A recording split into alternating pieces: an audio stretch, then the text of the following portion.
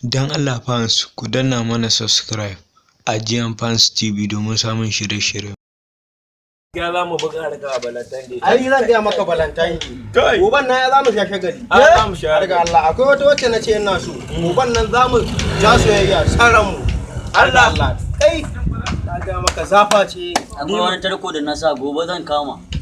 Ni ma akwai wata yarinya a layin nan. Ba karamin santa nake ba. Ai yau sai na faɗa mata ina son. Tana fitowa kenan.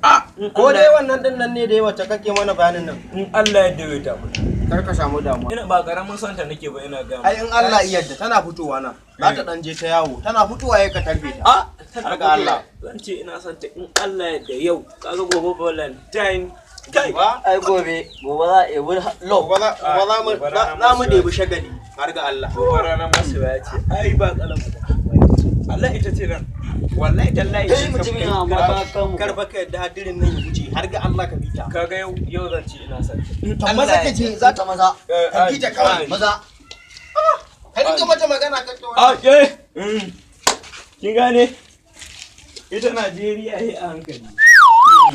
Gaskiya dai da kike gani garantin gaskiya ba karamin son ki nake. Ki isa yau nace zan zo in ce gaskiya ina son ki.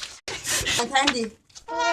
mutumina Kaga mushi. ta bugo ma kiss Na ya kiss. hey Allah ganin ka ai ga Na kana shafa kunci ne. Ba karamin kiss na ya ba. Kiss ne. ka dai sai gobe akwai harka. gobe yau ya ne Na ya kiss gaskiya. Don Allah fans ku danna mana subscribe ku kuma yi liking da sharing.